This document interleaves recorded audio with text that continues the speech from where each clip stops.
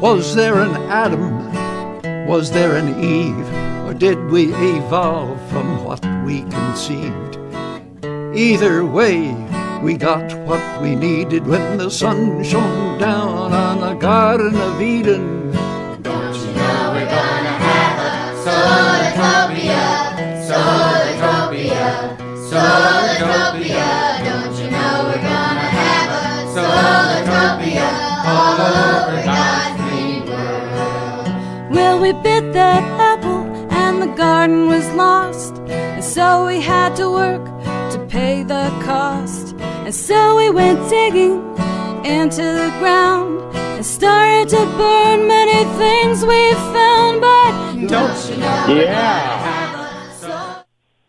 Started to burn too many things we found. That's the magnificent Dara Williams singing with Pete Seeger and David Burns, who wrote most of the words to that song, except for the word Solartopia, which I wrote. I'm Harvey Sluggo Wasserman, back with you at PRN for another scintillating hour here in the Green Power and Wellness Show.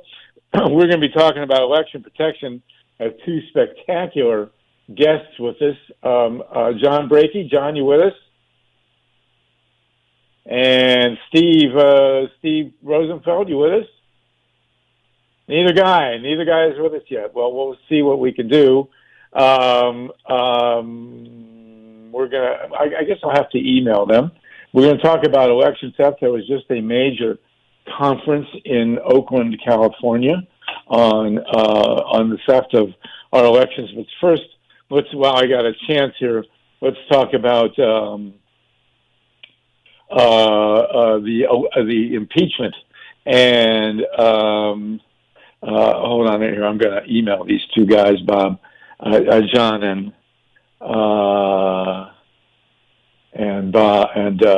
Steve Rosenfeld. Waiting for you guys. 888-874-4888. Okay.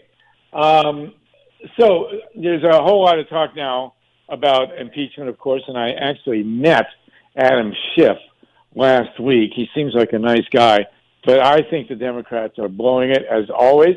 They will blow it. They're going to wind up ensconcing Donald Trump for life. The corporate Democrats simply have no, let's say, oomph and no power, no push when it comes to dealing with a dictator like Donald Trump. And they're talking about impeaching him. They're talking about all sorts of minor details, infractions, calls to the Ukraine, all this stuff. The bottom line is, if they don't have a piece of evidence of a crime that the American people can relate to, then we're screwed, because the American public is not going to care all that much about whether Donald Trump made a call about Joe Biden to the president of Ukraine. What they're going to care about is stuff that really affects them. I mean, we had Richard Nixon, who went down because of what he called a third-rate burglary at the Watergate, and it was a third-rate burglary. And clearly he broke the law. He engaged in a cover-up. He lied. All that stuff that we know that Richard Nixon did. And yet, it did bring him down, but that's not what brought him down. What brought Richard Nixon down was the war in Vietnam. And, the horrific murder and waste of resources and death and destruction that was perpetrated by Richard Nixon. That's what brought Richard Nixon down. And the bottom line is that he committed treason. Treason in 1968, when Nixon sabotaged the elections by sabotaging the peace talks with the Vietnamese and prolonging the war. That's what brought Richard Nixon down. So did the bombing of Cambodia. What will bring Donald Trump down is stuff that the people can understand, like money laundering. money laundering is really the core of Richard Nixon's, of Donald Trump's personal well-being, personal finances. And the bottom line is that in the 1980s, and we've talked about this on the show, Trump was broke, multiple bankruptcies, and he turned the one place where he could get all the money he needed, which was to Russia, to the Russian mob. And you got to remember, of course, we all know that Donald Trump is a mobster. He was raised in a mob family. His father did business with the 5 families of the mob in New York, and that's how Fred Trump built his tenements with mob money, with the Gambini and Genovese families, and that's how it happened. Guys, and Jesse in the studio, John Brakey's phone number is 520-339-2696. Give him a call if you would, 520-339-2696.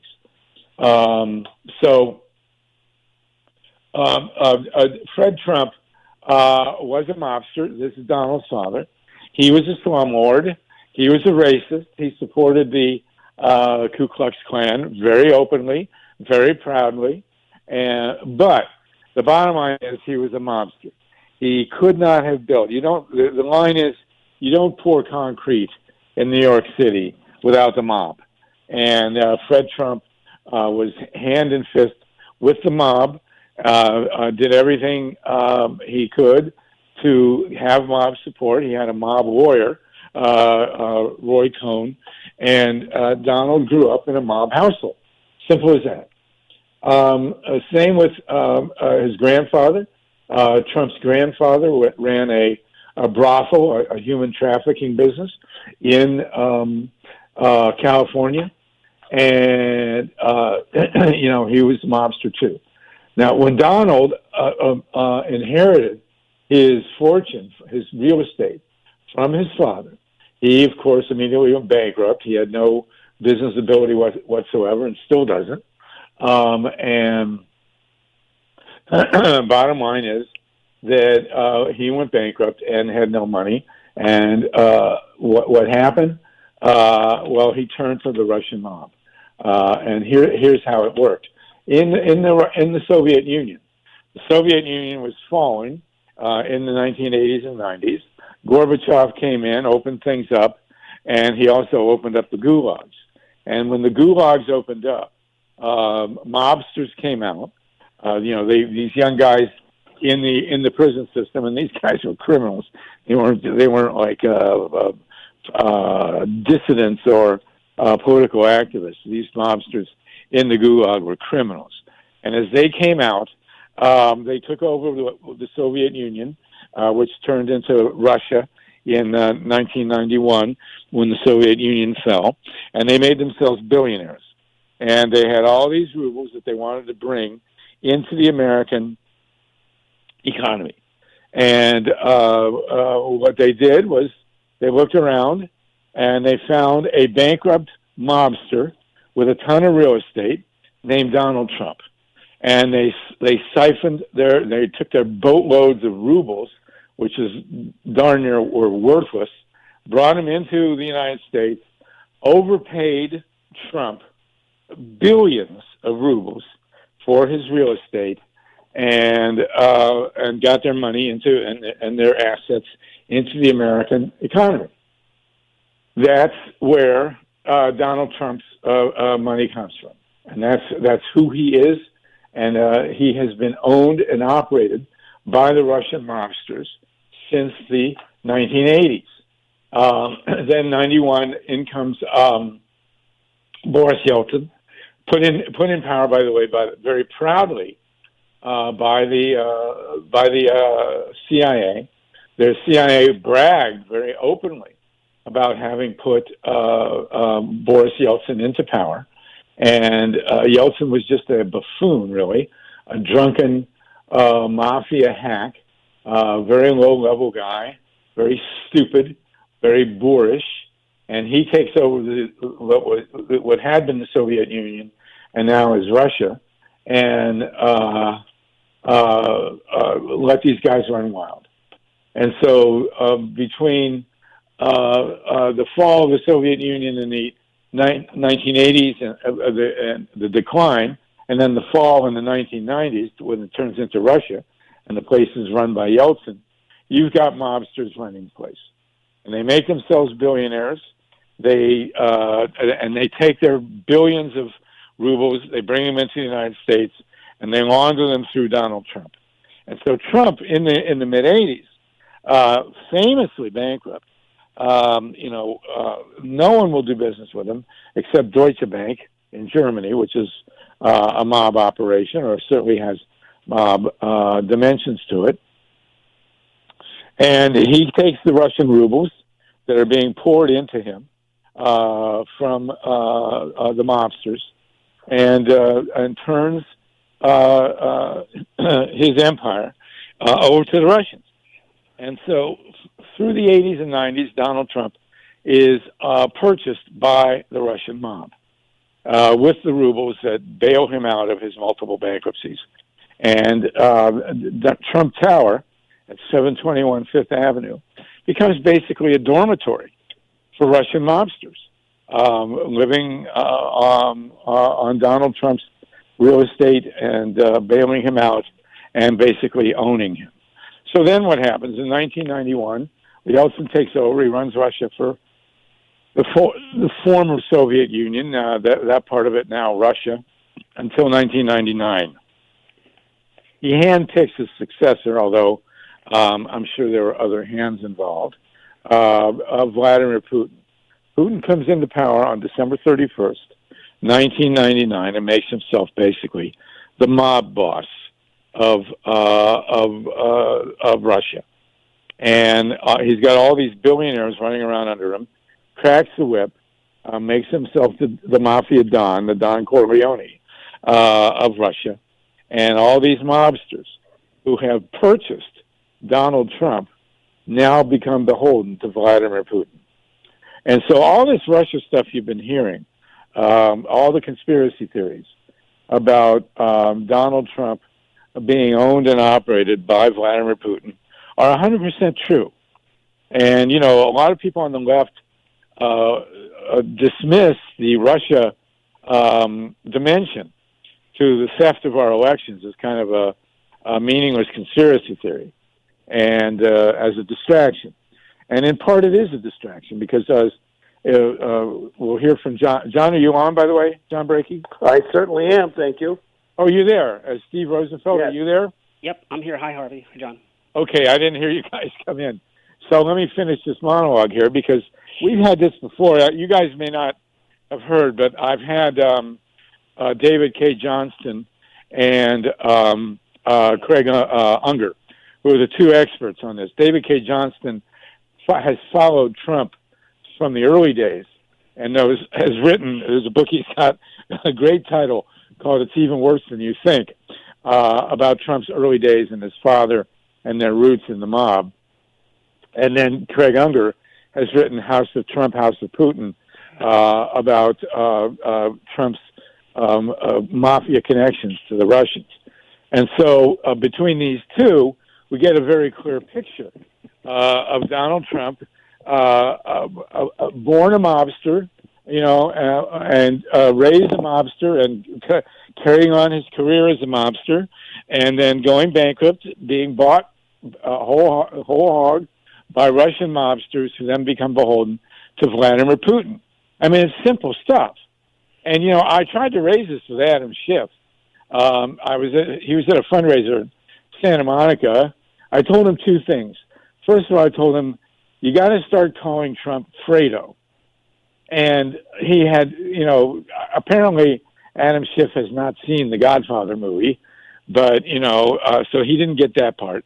And then, I said, it's all about money laundering. And he didn't seem to know what I was talking about. So I don't have much faith in these Democrats, frankly. And, I'm getting emails from people basically telling me that, they're just going to fold. And this whole impeachment stuff has been so badly handled. And, it's such a farce. Jerry Nadler, I have to say, did come to Ohio in 2004 for our hearing on the stolen elections. And good for him. I thought he was a smart guy. But he's not going anywhere. And Adam Schiff doesn't seem to be going anywhere. And the American public is not going to care about this Ukrainian stuff.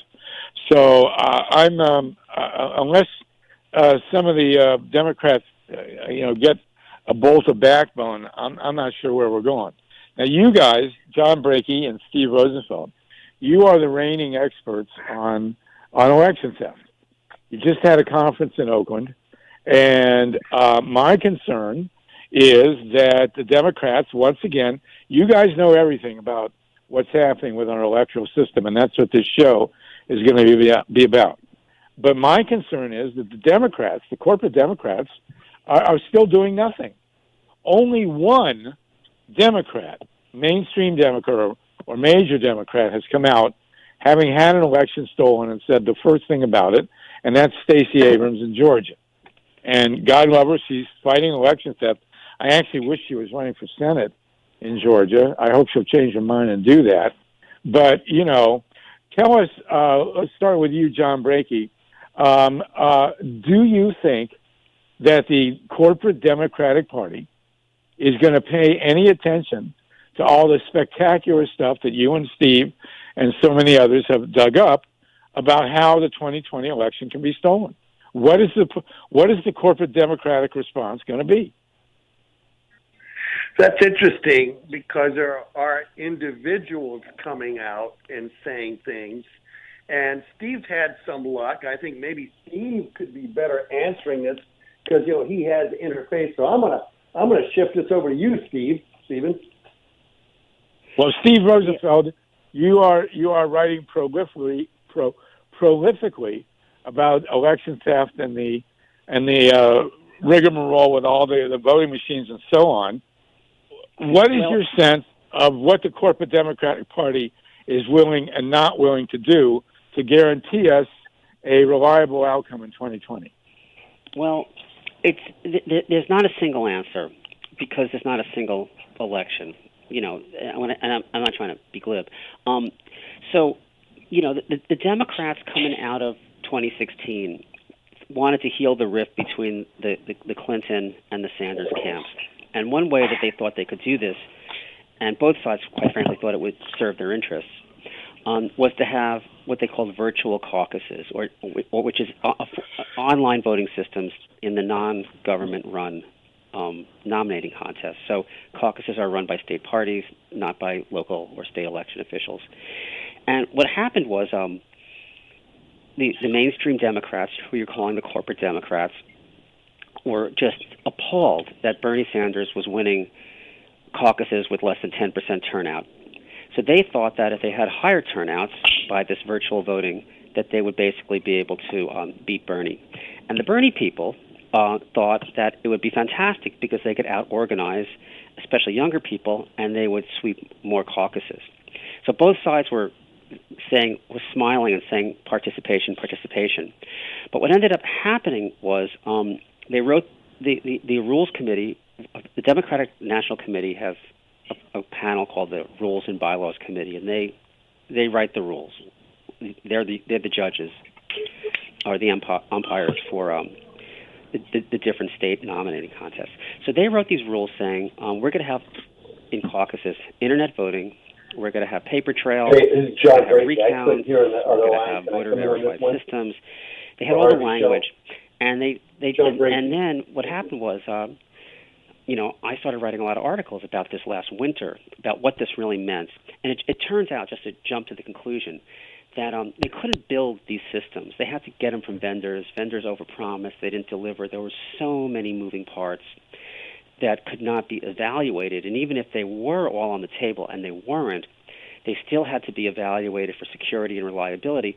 And so what ended up happening was I wrote all these articles.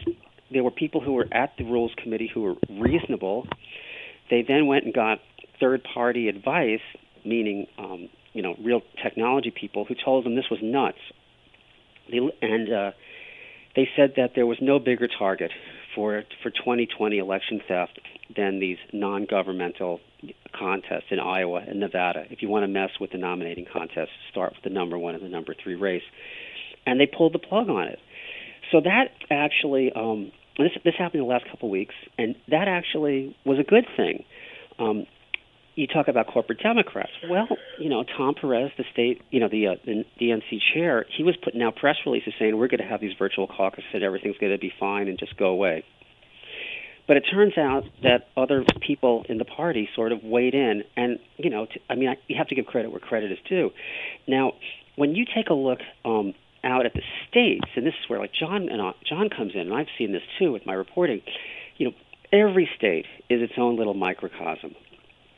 And even in states like North Carolina or Pennsylvania, where you have Democrats in the governor's mansion, you have very big questions being raised around, what new voting systems are being acquired and how transparent and accountable and believable they are.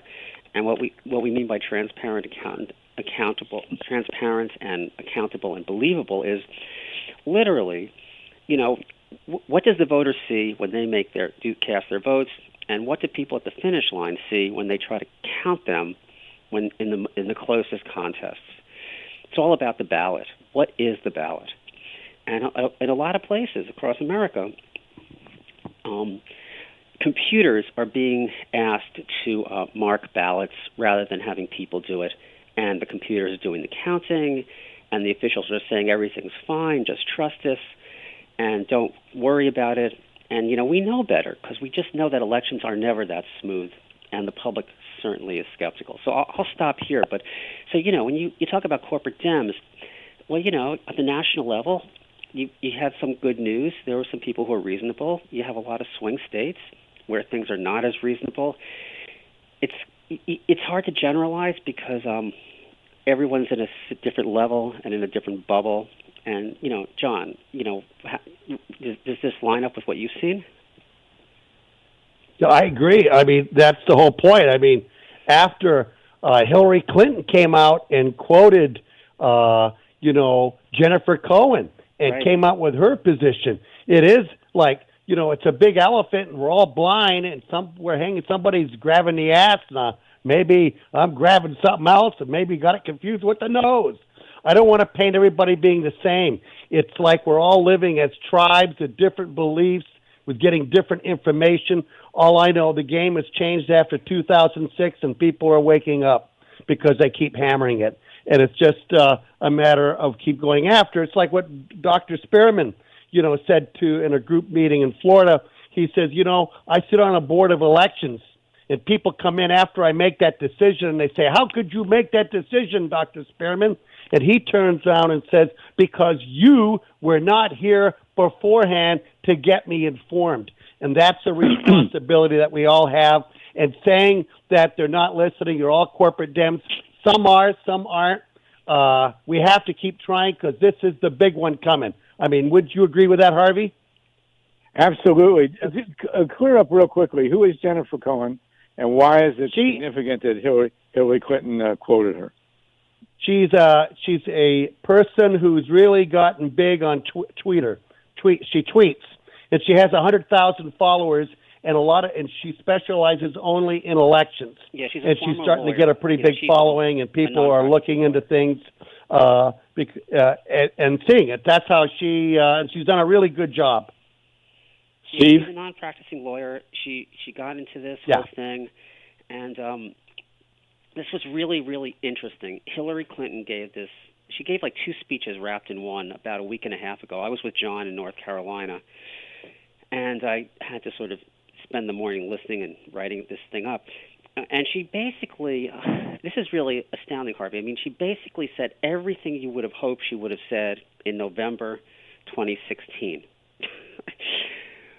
I mean, we know that this happens so frequently, when the game is hot, when the action has not been decided, silence. But basically she said that, and she pointed to what happened in Georgia with Stacey Abrams, and she just basically said that, there's just real, this voter suppression stuff is as bad as it's ever been in some states, and it's overt, and it's immoral, even if it's legal. And she said that the new voting systems coming online are not good enough. And it was like an astounding declaration that was very in sync with people who she's normally not associated with, to be honest. So what is she going to do about it? That's the question. Well, I don't know what she can do about it because she's not in office, and quite frankly, unless you're sort of a Clinton, junkie, a lot of people don't pay that much attention to her anymore. Well, thank God for that. But let's put it this way. Here's the question that we have to ask ourselves. Will there be a fair election in 2020? And, because I think it's a reasonably safe bet that Donald Trump will lose the popular vote. I don't think the Democrats are going to nominate Joe Biden. I think he's on his way down. I love Bernie Sanders. My guess would be that Elizabeth Warren will get the nomination, and we'll see. But the bottom line is this. You guys are the reigning experts right now in the integrity and the structure and the basic makeup of the American electoral system, mechanically. What is your prognosis for the stealability of the 2020 election by the Republicans at this point in time? I'll speak up first on that. Okay, it's John Brakey. Is that I am very, very worried. I see that right now they're working as hard as they can to pump these ballot marking devices into states, okay, that are the leftovers of the DREs, meaning that they still have direct recording electronics. They don't want to go hand mark or paper ballot. They want to work hard on protecting the right to cheat by using these machines. There's so much, I'm sorry, I don't read barcode like the rest of the people in this country. And I see that there is something going on, and I'm very concerned about the Mitch McConnell money with no strings. To me, that's going to be pumped in for a few, or particularly one company, to sell a lot of their equipment, which is way overrated, and there may be a scheme involved in all of that or whatever, but it is a severe problem. I think it's very important what we're doing at Audit USA and what we're going to try to do in 14 states, if we can put the funding together, is to go ahead and put tremendous pressure out there to make sure that public records are not destroyed. And, of course, the public records I'm talking about is that these digital scanners, which the first time in history of voting in this country that maybe approximately 80% or more of all ballots going through a machine in this country, even the express vote result sheet will go through a digital scanner, could be 80% or more, and those public records could prove elections. And to me, this is the election that's the most important, that we can prove that the loser really lost. And that were how ballot images could really work, by having elections that are transparent, trackable, and publicly verified. And there's a lot at stake. There's a lot of purging going on. There's all sorts of stuff. And I'm just grateful for people like Steve, who did what he did by confronting the Democratic Party to break up the first part of the plan, which was to get their guy out of the gate real quick by rigging it. And I think that Steve made it harder to do that, even though we didn't have to worry about other plans or other techniques that they'll wind up using. So that's what we're going to do, and we succeeded somewhat in North Carolina. A lot more work to do. We're getting ready to go into Michigan next. We're getting ready to file, again, litigation in Florida. Half the state's saving it properly. The other half is not. And we're going to keep as aggressively as much as we can afford, and we still don't know what to do about all these ballot marking devices that are getting popped out, except to try to get more public people and keep talking to other people across the country. And that's what that conference, a lot of it was about, is just showing how ES&S has really, to me, put some kind of a scheme together to either do two things. One is is to sell equipment that is really not needed. I mean, let's face it, they invented a machine that replaces a human being on being able to produce a receipt. And I just used Mecklenburg County. I estimated that if they went with hand-marked paper ballots on a new system, it would cost about $2.4 million, and that if they went with ballot marking devices, it would cost $9.1 million minimally. I was really wrong. I mean, wow, was I wrong? I hear it's $14 or $15 million, and it's just, wow, what a ripoff with all the problems that happen in Mecklenburg County and the money that's needed for other things and education to throw this kind of money away. This is a big problem, and somebody may be protecting the right to cheat. That's what I'm saying. I'll get it over from there. Yeah, well, that was Harvey, my rant. I come at it from a slightly different perspective. I don't disagree with anything that John is saying. By the way, I think he's right. But let me let me start with a much bigger picture. Across America, we really have like three countries when it comes to voting. We've got blue states, purple states, and red states. And in blue states, it's pretty easy to vote. These states have automatic registration. They have online registration. You don't have to show all this voter ID, because if you sign your name when you check in, it's like signing an oath. And if you're lying, you've just signed a confession. You're on your way to court. In red state America, and in purple states, where basically you have these, photo finish races for governor and president, and some of those purple states, for most of this last decade, were run by Republicans because of gerrymandering. But more recently, you have like Republican legislatures and a few Democratic governors. What you've got is a whole different climate for voting, and whole different voting laws, and whole different voting rules.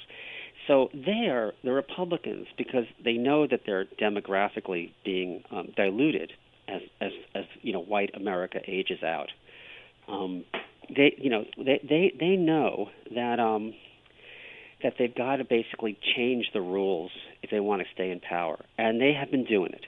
So what that means is that in those states, and I'm talking, and these happen to be a lot of the presidential swing states. So what am I talking about? I'm talking about, thinking of the map: Florida, Georgia, North Carolina, Ohio, Wisconsin, Pennsylvania, Michigan. Increasingly, Texas is headed this way. Arizona, these states, they for Democrats to win, they have to turn out in disproportionately large numbers, because if it comes to congressional elections, you have gerrymandering, which means that voters are segregated by party, so that Republicans can win with like 55% of the vote, and Democrats tend to be winning with 65 or 70. And for president, you got to overcome, which are statewide, you got to overcome all these different barriers, like stricter ID laws, and just things that sort of like chip away a couple percentages at a time. So the thing is this: if we're going to not have the only good scenario I can see for 2020 is having such a big landslide that you cannot have legal fights that will try to nickel and dime stuff and run out the clock, because basically it's a very short clock between election night and when the Electoral College meets. So what happens is, it varies from state to state. You have to have these official returns certified for anywhere from 2 to 4 weeks, and the Electoral College is supposed to meet 6 weeks later. Now, that means, Democrats really need to win by, margins that are much closer to 10% than 5%, so that they cannot have these contested fights and recounts. That's a pretty tall order. I mean, we saw some of that wave stuff in 2018, but that's how we got the House back. But that's what it's really going to take. So if it's close, that's when people start getting really freaked out. And I'm not talking about me making this stuff up. So, this fellow who I respect, who's a long-time guy, he's been a lawyer for 60 years. His name is Bert Newborn. He created the Brennan Center. He was the head of the ACLU in the 80s, fighting Reagan. And basically, what his nightmare scenario is, there's just two of them. And basically the first one is that Trump wins legitimately. And then the Supreme Court, Ginsburg and Breyer leave, and he puts people like Giuliani in there. And then he does stuff like, he revokes or suspends habeas corpus and starts ruling by executive order and starts, silencing like fake news outlets and doing all this preventative detention and kind of like moves incrementally to martial law. This is what Bert has in a book that came out this summer. The worst scenario is if Trump loses but somehow then declares, as we've heard him declare before, that the election numbers are fraudulent. Millions of undocumented aliens voted, and then he directs the Attorney General to investigate widespread fraud, and pending the outcome of that, he declares martial law and detains the apparent Electoral College winner, who is maybe a bewildered Joe Biden. He refuses to let the Electoral College meet. He delays the inauguration. And then it's like, I'm not making this up. This is in Bert's new book, When at Times the Mob is Swayed. So, so this is kind of like what we're facing. And the only thing I can think of is super, super high turnouts, because only that can swamp these political moves and literally, the inefficiencies or the deficiencies in these new voting systems. And I'm sorry to go on for so long to answer. No, it's fine. The question is this: how do we stop this? I mean, you can have a massive turnout, but if the registration rules are flipped or stripped, rather, then people aren't going to be able to vote, and you'll have massive confusion at the polling places, which is exactly what happened in 2000, 2004, 2016. Well, the only thing that people are doing that's really different, all that is true. And people have, have written things about other nightmare scenarios, like the guy who was the former head of security at Facebook, Alex Stamos, who's now at Stanford. He has said, what happens if you have one of those ransomware things where, all of a sudden some of the machines go down, and some of older machines that haven't been taken offline, and literally the screens on the voting machines freeze up like they did in Baltimore. And they say, but and all kinds of stuff like that. But the big difference between now or 2020 and 2016 and things in the past is a lot of people are really trying to be prepared to document everything. And I mean, because, it's not just videos and selfies, it's also apps and all kinds of stuff, so that if things start happening, we're going to have real-time reports where, we can put forth a counter-narrative very, very quickly. In 2004 in Ohio, we had to wait when the results froze up for 90 minutes, and all of a sudden it came back and Kerry went from winner to loser. I don't think there's going to be like these 90-minute gaps looking at 2020, because the tech and people's aggressive use of it is going to be so ubiquitous, so everywhere. So that's that's as optimistic as I can be, and it's Well, the problem is that there's no reason to have any faith in the corporate Democratic Party. I mean, look how badly they're handling this impeachment stuff. I mean, it's horrifying. These people are completely incompetent. Adam Schiff, Gerald Nadler, the other committee chairs. I mean, they're nowhere. Richard Neal, for God's sakes, who won't even accept Trump's tax returns. The guy from Massachusetts. I mean, it's just same as what can I tell you? Please, go ahead. The thing is, regardless of what these campaigns and their candidates do, there's going to be so many millions of people who are going to be paying attention, and one can only hope that that's going to have some sway, and it may not. Well, of course, he could also just refuse to leave, and I think that the one scenario, and I know this sounds far-fetched, at this point, although I did see someone else mention it. I thought that I was going to write a piece and I'd be the originator, but, the one thing that people are going to have to think about, and we're a year out now from the election, a year, I'd say 1 year and 1 month, basically, until the election, is the possibility that we may have to have a general strike. That if Trump refuses to leave, which he very may well, even if he's the obvious loser, the only nonviolent recourse that the public will have to getting rid of this guy is a general strike. And I think people are going to have to start thinking about that. But let's look in the interim at the actual mechanics, where you guys are the experts of the voting systems. The key states, the 5 states that swung the election against Hillary Clinton, and of course he didn't say a word and all that, and all 5 of these states had exit polls showing that Hillary Clinton won, and she didn't raise the issue, and it took Bob Fitrakis and Jill Stein going into Wisconsin and Michigan to get ignored by her, even though they showed clearly the 2 states were highly dubious in their outcome. So, we have now swing states that are going to decide the Electoral College in this upcoming election. And I will guarantee you that somewhere, be it in the Kremlin or, some corporate headquarters here in the United States, there is an electronic map of the 3,000 plus precincts in the United States, and they've got them all laid out. They've got the key names and the purchase prices of the various election officials. They know the machinery being used, and it will be micromanaged to make sure that Trump gets exactly and precisely the vote count that he needs.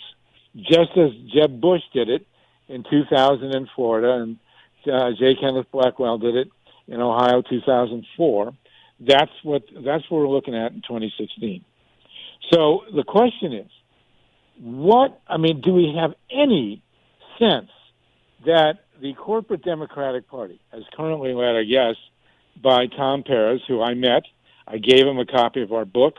God knows what he did with it. Tom Perez, Nancy Pelosi, Chuck Schumer, Adam Schiff, Gerald Nadler, are these people prepared to, and then, of course, the nominee, whoever that will be. God help us if it's Joe Biden. I mean, really, God help us if Joe Biden is the Democratic nominee. He needs to be on a park bench feeding pigeons. I don't think he's going to get the nomination. At this point in time, I think the strong money would be on Elizabeth Warren. I love Bernie dearly, but there's these 2 magic words, heart attack. I just don't know if his candidacy can get past it. So here's the question, John. We'll ask you first. Instead of asking a question, are they prepared? What will it take to get the corporate Democratic Party in the next 13 months to safeguard this election? Well, I think that nothing is impossible if you put your heart into it. I think that the track that we're on is that, what am I trying to do? I'm trying to make elections transparent, trackable, and publicly verified. I'm trying to take away the impunity of a hacker, okay? Because hackers only hack if they know they can get away with it. They have to know that the irregular ballot can only be looked at if there's a close election within 0.1% or 0.5%, okay? They make that hard to get to, and then they have elections that saying you have to prove fraud first. Well, they also have to destroy these ballot images, and what we're trying to do is secure them and make them available. I do think that, there's going to be, because my pattern shows that how much theft that there really has going on, how the game is played.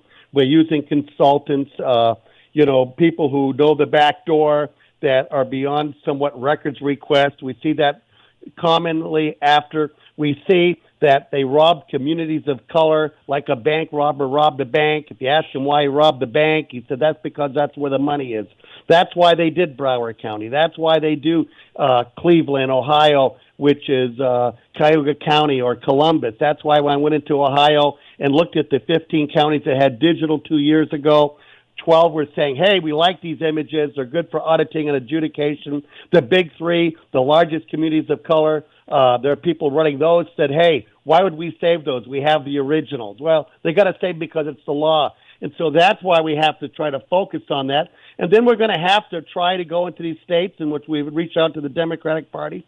And I think that maybe there could be a coming together at the very end. I know that in my state of Arizona, I'm getting ready to start talking to my state chair, who's a friend. The county chair here in my county is very close to me and Bill Reisner. And then the Secretary of State's a Democrat. Hey, my state just turned 100% digital. Can we make sure that the inkjets are in the machines, that they marry the ballot image to the ballot? These are efforts that we all have to make in every state. We've chosen to focus on swing states in the states we're in right now. And like I said, we're getting ready to go into others. We do need help financially to do that. We're meeting with people who could help us, because the reality is that when we go into these states, it's important that the powers to be know that we're for real. We go in and what do? We investigate, we educate, we abdicate a little agitation to get their dirt out. But the most important part is being able to litigate, because, Chris Hedges is right. He writes, politics is a game of fear. Those who do not have the ability to frighten power elites do not succeed. The platitudes about justice, equality, and democracy are just that. Only when the ruling elites worry about survival do they react. Appealing to their better nature is useless. That's why we have to litigate and go for the juggler. They think we're gadflies unless we can do that. And that's where, fortunately, I got good lawyers to do that with. So let's do what we know that Trump people are doing. Let's pick the states that are going to decide the upcoming election in the Electoral College, okay? You start with New Hampshire, okay? I assume that the rest of New England will go blue. You go to Wisconsin, Michigan, Pennsylvania, North Carolina, Florida. Now, in this upcoming election, the good news is that Georgia and Texas may be in play. All right? Then we go further west. We go Arizona, New Mexico, maybe, Colorado, I think, is going to lean pretty heavily blue. Iowa, and who else? Well, you named most of the states that I'm already in, that I'm focused on, especially the first few. Those are the states we're in, and that our focus is on. To try to achieve our goal, at least. Harvey, Michigan might tilt back to being blue. Ohio, where you have been, probably will be red. And Missouri has moved into the red. Pennsylvania is purple. In a presidential, it's hard to say. Georgia and Florida should be very close. It's not blue. But the thing is, they have very aggressive, voter suppressor, Republican administrations in those states. Most of the growing purple momentum is in the South.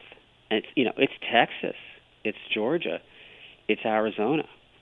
It's these. Well, I'm going to presume that if Elizabeth Warren gets the nomination, she will run with either Castro or Beto O'Rourke. I mean, I assume that the Democrats will make a big play for Texas. But, so then it's up to you guys to really reveal how rigged the voting process is going to be in Texas. They do have, of course, a Republican governor. Georgia has an illegitimate Republican governor, as does Florida. Texas is really hard. Yeah. Because it's so big and there are so many different voting systems, and it's really it's one of these states where the ruling class, meaning the Republicans, there's not a single thing they haven't tried to do to preserve their power, and that's not exactly about to end. No, it's not. We're getting closer, but okay, Michigan. Wisconsin, Michigan, and Pennsylvania all now have Democratic governors. New Hampshire, I don't think I can't imagine Trump carrying New Hampshire, but I might be wrong. So you guys are now tasked, you being the experts in the integrity of our voting system, of going state by state in the swing states and assessing exactly where we stand on the reliability of the vote count. Well, I think what's really interesting and what's going to be different, and this is something I really want to do, and you've kind of concretized it pretty succinctly here, and I know John wants to do this too. Is as we go through the primaries and caucuses, we're going to have the debut and the preview of a lot of new voting systems for the first time in more than a dozen years. It's not everywhere, but South Carolina, all voting systems. North Carolina, a third of it. A bunch of the counties in Florida, the two biggest counties in, or the big metro areas in Pennsylvania, Philadelphia and Pittsburgh. You've got other key counties, like Johnson County, which is where Kansas City is in Kansas, is probably what swings that state's, elections and helped elect a Democratic governor. I believe, Kobach lost. New Jersey's got to have some new systems, but the point of this is, the point of this is that we're going to get a preview of how operationally, sound or screwy things are going to be this spring, and that's going to be very revealing. And it's my hope that people will really pay attention to that. But by then it's going to be almost too late. So I think what we need to do is what you and I know, is they have in corporate headquarters at Trump Tower and all over and in the Kremlin and wherever else he's got his owners and his backers, is a precinct by precinct inventory of exactly what we can expect in the swing states. I mean, the good news is that some states that were not considered swing in 2020 will be swing states. You even mentioned Kansas. I suppose it's not out of the question that the Democrats. No, I'm just saying there'll be new voting systems there. I mean, the thing is, the people who really know elections and know it at that level. And I don't consider myself that person. I mean, there are people who their whole professional lives is knowing basically, every district in their state. And some people know, every district in several states, like the guy whose files were just discovered, after he died by his daughter in North Carolina, that led to all the gerrymandering stuff, where, finally, after a decade of people saying, see how rigged it is, and the court's going, no, I don't know, I'm not so sure. Now you have the emails that say, unambiguously, of course it was rigged. Who are you fooling? But right. The thing is, that is the level it comes down to. And, John and I, have seen people, who actually, have developed new software tools that basically use, the embedded, features on these voting systems, to alter their results. I mean, maybe they weren't designed for that, maybe they were, but they've shown, unambiguously that you can, you can mess with this stuff. So that's really, that's the level, that it would have to be operational. So this is going to be a micromanaged election. It's going to go down to the precinct voting machines in the key states, and we have to be prepared. And I don't know how or if it's even possible to get the corporate Democrats off their behinds, but we need, an army here, a well-funded, extremely advanced army to understand what's happening in every single precinct, at least in the swing states, or we're going to get beat. There's just no way around it. So, and you guys are at the forefront of it, and you know exactly what needs to be done, and we've got to do it. Steve Rosenfeld, I can't believe it. We're almost at the end here. How do people get a hold of you? Well, Stephen at let's see. My email is Stephen with a V at ind.media, and if you want to read pieces I've written, just go to the Independent Media Institute website, and it has links. They appear in all these different sites in what I call the lefty media ghetto. Right. Probably Salon is the most respectable of the bunch. John BRAKEY, How do people get a hold of you? Pretty simply, it's John Brakey. Brakey is a break with a Y, BRAKEY, at gmail.com. And you can find me on Facebook. It's John Roberts Brakey. My site is pretty simple. It's audit, AUDIT, like audit. It's an acronym. elections.USA.org. And please do check out what we're doing. If you want to volunteer or contact me, please do that. And if you're in a swing state, I really want to hear from you. Because, I go into a state, I'm always looking for plaintiffs. That's the first thing, because they don't take you serious unless you know you'll sue them. Thank you, Bob. Okay, so here's my suggestion then. This conference, and I'm sorry to miss it in Oakland, needs to be duplicated with the Democrats.